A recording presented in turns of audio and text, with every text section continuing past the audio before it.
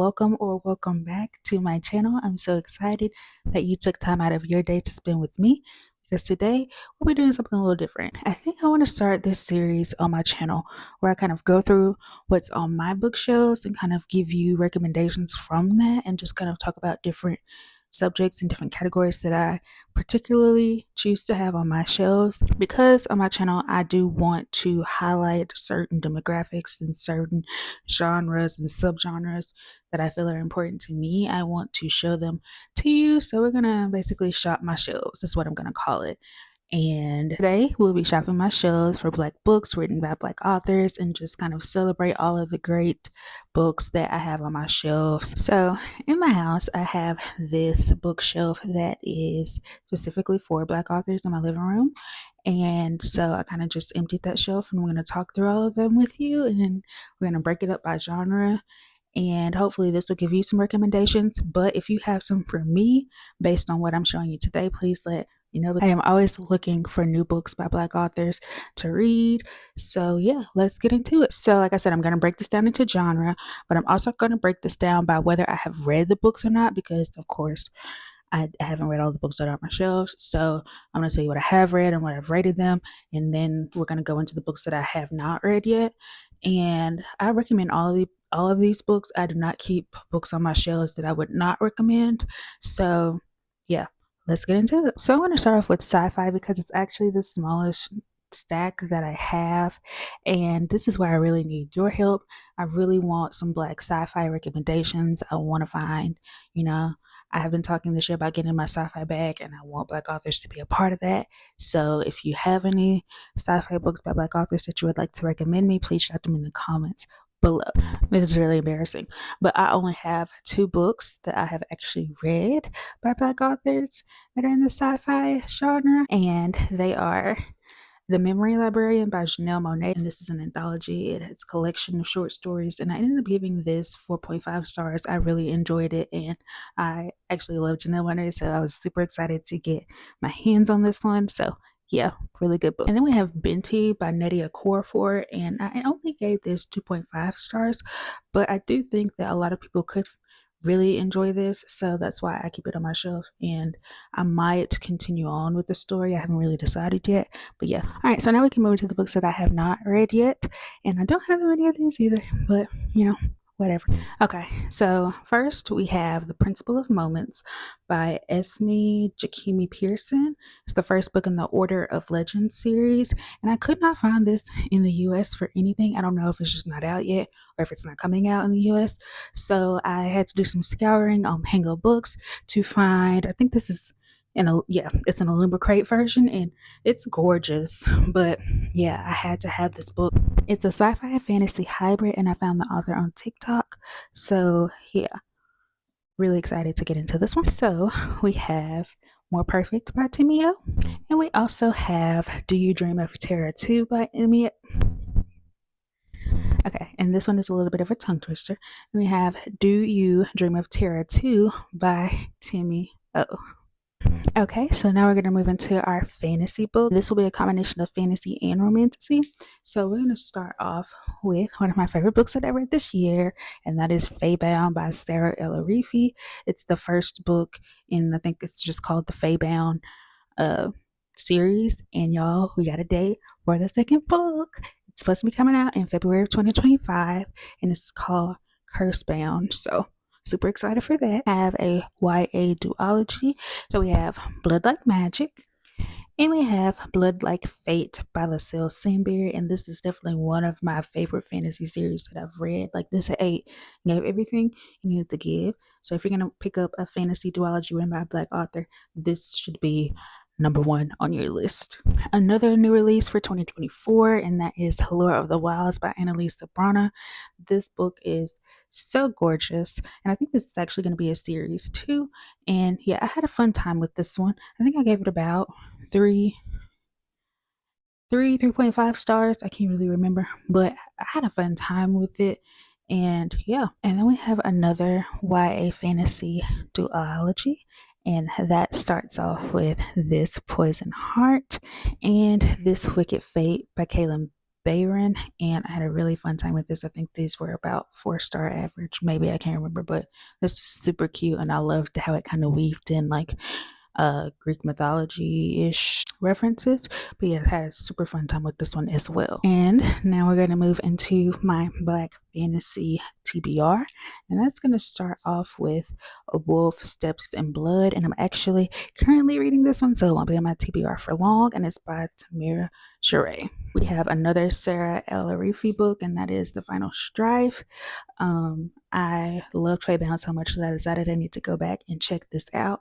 And I started reading it, but it was a little heavy for me at the moment that I started it. So I put it down for a little bit, but I was really enjoying the story, so I definitely plan on picking this back up really soon. We have a start to another fantasy duology, and that is Bones to the Wind, which is the first book in a Foraging of Age duology by Tatiana Obey. Really excited to get into this. The cover is gorgeous, and I've heard that it's a really fun story. I think it might involve trials, so if that's your thing, pick this one up. And then we have Wild Blood by Lauren Blackwood. This is a YA fantasy that is set in Jamaica, I think, and it sounds really cool. So, and I love this cover. Yeah. Another 2024 release, Blood at the Root by Ladarian Williams. I also found him on TikTok and was super excited to read his stories. He said it's basically Black witches at an HBCU, and I love that we have a Black male main character. So yeah, excited to get into this one. We have a book 2 book talk fave, and that is Legend Bound by Tracy Dion. And I'm actually just stalling because I want all the books in paperback, because I love a good paperback. If I get to choose, I want everything in paperback. So I'm waiting for the series to finish and then them all to release in paperback before I get to them, so I can just binge the whole thing. And then finally, we have Forged by Blood, and this is by Egbor Okasan. Sorry for butchering that name. I'm super sorry. But this is book 1 in the Tainted Blood duology as well. And if you can't tell, I love a duology. So yeah, this one I think made its rounds when it came out either last year or the year before, and I'm super excited to get into this one. Also waiting for it to finish so I can just binge the whole thing. Okay, so this category is really small. It's only 2 books, and they don't necessarily fit together, but because it's just 2 of them, I'm making them go together. So the first one we have is Rosewater by Liv Little, and this is a literary fiction book about a 28-year-old in London, and so I feel like I could really relate to this. And I also love the color, like we love a ball baddie. So, and then one that I have read, I think this is classified as nonfiction, and that is The Misadventures of Black Girl by Issa Rae. I fell in love with Issa Rae when I started watching Insecure and wanted to know more about her life, so I picked this up, and it is hilarious. I had a great time. She's actually like just so funny to me in real life, and I'm an awkward Black girl also, so I feel like I could really relate to some of this. And I think this is a really good, quick, light nonfiction to pick up, because I know that sometimes nonfiction can be heavy, but this is not that. So yeah. And last, but certainly not least, we have probably my largest category, and that of course is romance. So let's get into the books that I actually have read from this category. And we are starting off with a banger for sure. Only for the Week, Natasha Bishop. I ate this book up. I love it so much. It's one of my favorites that I've read, and I just had a really good time with this. So if you want a quick novella summary, now's the perfect time to pick it up. And next we have The Hookup Plan by Farah Roshan, and I think that's how you say it, Roshan. Y'all, I did a thing. So this is the last book in the series, and it's the one that I read first. This is a series of interconnected standalones, so I was just kind of spoiled for the couples that will come before, but not in a bad way. I still had a really good time with this book. It was cute. It's kind of like a workplace romance, also like high school rivals to lovers. So had a good time with this one. And then we have one of probably the best known Black romance series of all time. I think I can confidently say that because I feel like everybody has heard of these books at least, and that is The Brown Sisters by Talia Hibbert. I absolutely fell in love with this. So we have Get a Life, Chloe Brown. This is my favorite one out of the entire series because the chronic illness rip in this just like it was done so well, and it just, I don't know, I felt really seen while reading this book. So, and then we have Take a Hint, Danny Brown, and I loved this one also for different reasons. I just felt like Danny and what's his name, Danny and Zaf were so cute. Their banter was top 10. They have very, what's the word? Their language and their banter is like inappropriate to say the least, but it's very funny and I love that. Like they just say whatever they want to say, how they want to say it. And I think it's funny and I think it's cute. I really love them. Then we have actor age Eve Brown. This was the lowest rated, but I mean by lowest rated, I mean like 4.5. So was it really low? Not really. But I thought this was cute. It's set at like an inn and it has really cozy vibes. So yeah, definitely liked Eve's chaotic energy. And another one of my favorites that I read this year, and that is Outdrawn by Deanna Gray. And no words. No words. I absolutely love this book. Noah and Sage have my heart.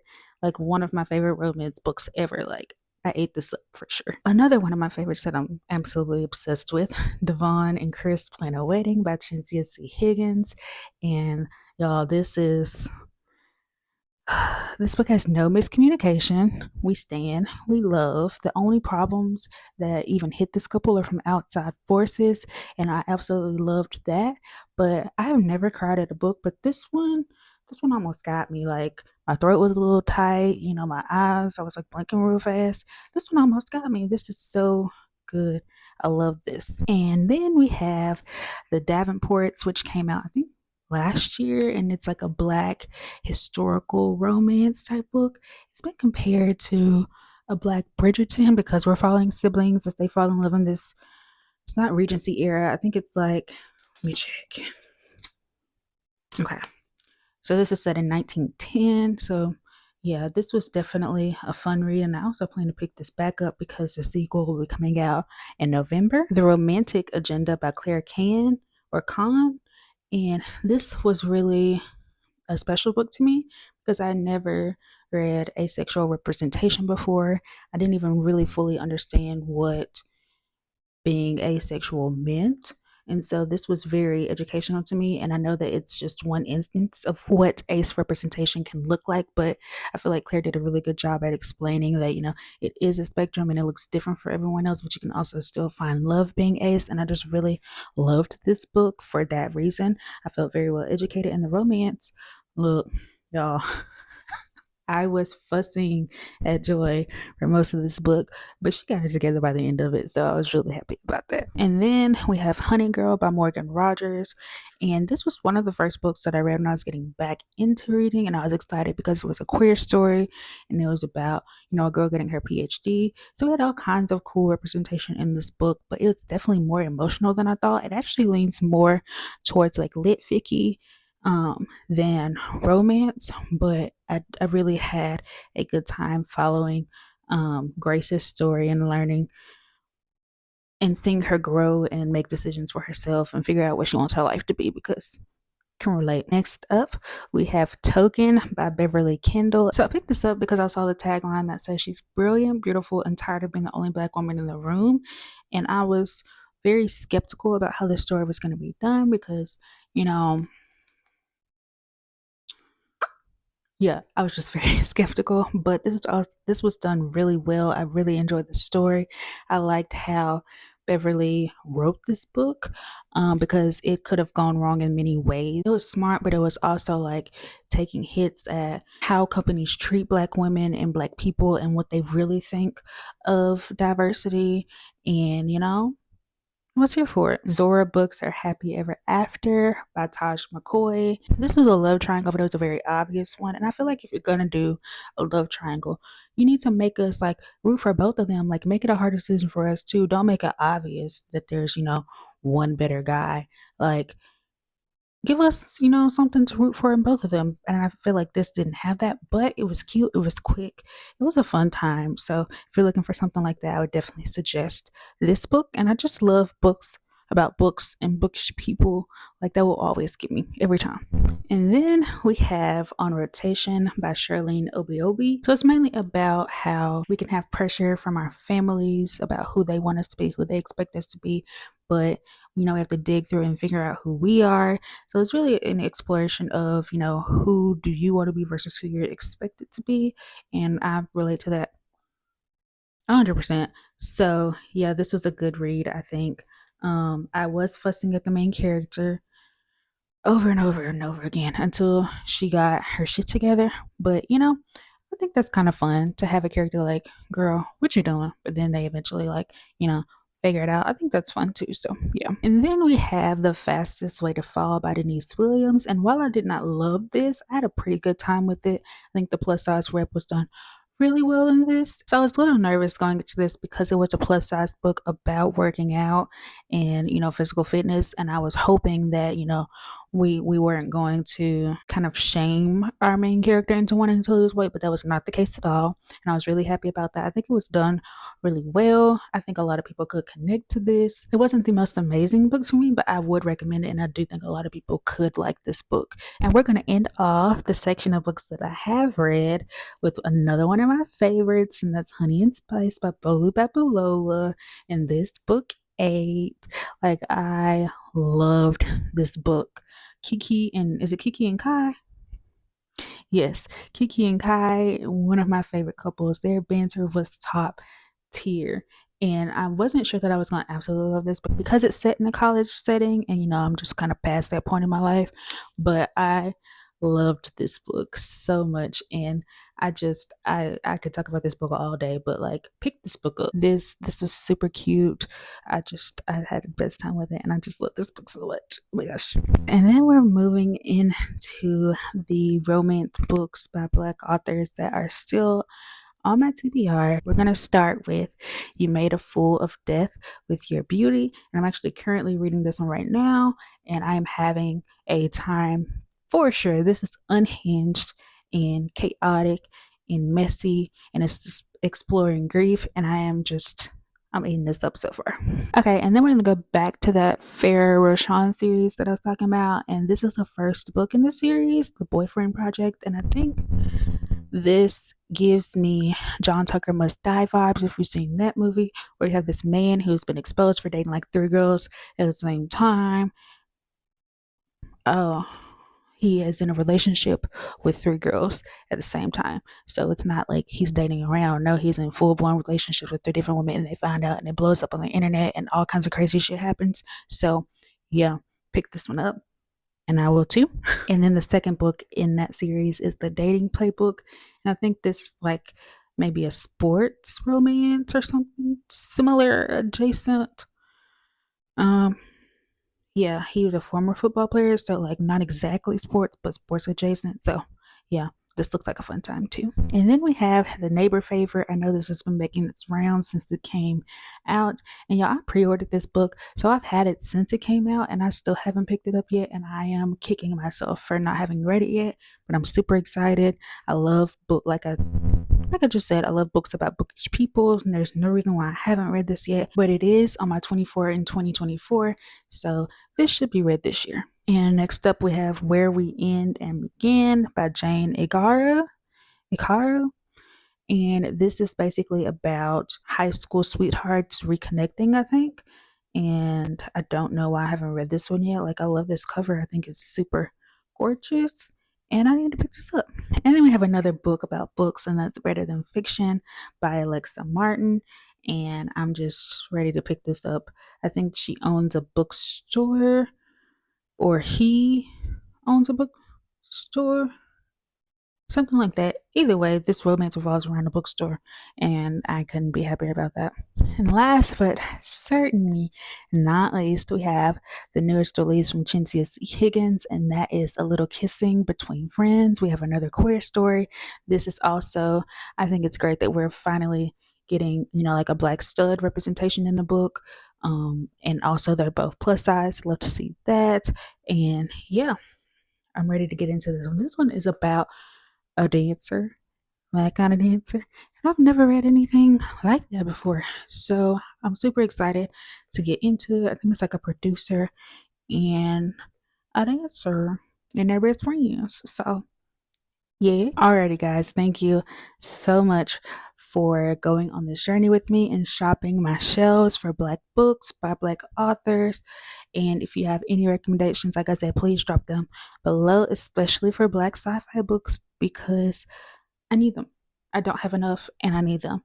So, if you've seen any books that you've read and loved that I haven't picked up yet and that I need to prioritize, also let me know that as well. Thank you so much for taking time out of your day to spend with me, and I will see you in the next one. Bye.